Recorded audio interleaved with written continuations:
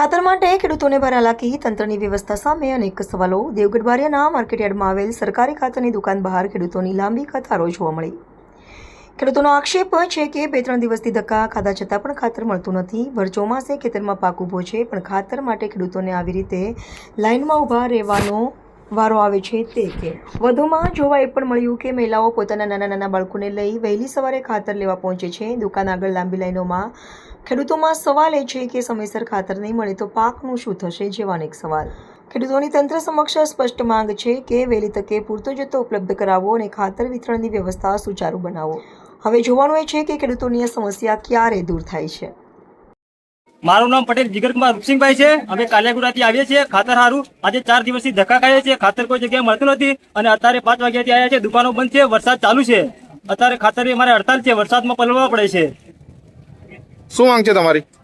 અમારી માંગ એ છે કે સરકારને કે ખાતર વહેલી તકે દુકાન પર પકડો ને મળો, કારણ કે અમારે ખેતી બધી બગડે છે અને વરસાદમાં પલળવાનું થાય છે। મારું નામ છે પટેલ વિજય કુમાર નાનાભાઈ, ગામ કેલિયા। 3 દિવસથી ધક્કા ખાઉં છું। અત્યારે 5 વાગ્યાનો આવ્યો, અત્યારે ખાતર હજુ સુધી દુકાન ખોલી નથી અને અત્યારે બધા લોકો ઊભા છે અને હમણાં ખાતર નહીં મળતું। કયા કામથી આવ્યા તમે? કેટલા વાગ્યાથી આવ્યા તમે? 4 વાગ્યા। તમારી શું માંગ છે? મારે લેવાનું છે પણ મળતું નથી। મેં અડધી રાતના શું નામ છે તમારું? ધનાભાઈ પુનાભાઈ ડાયરા રોવાડી। તમે શેના માટે આવ્યા છો અહીંયા? ખાતર માટે આવ્યા સાહેબ। શું તકલીફ પડે આજે છે? 3 દાડાથી રખડીએ છીએ પબ્લિક, કોઈ ખાતર નહીં આપતા અને મળતું નહીં।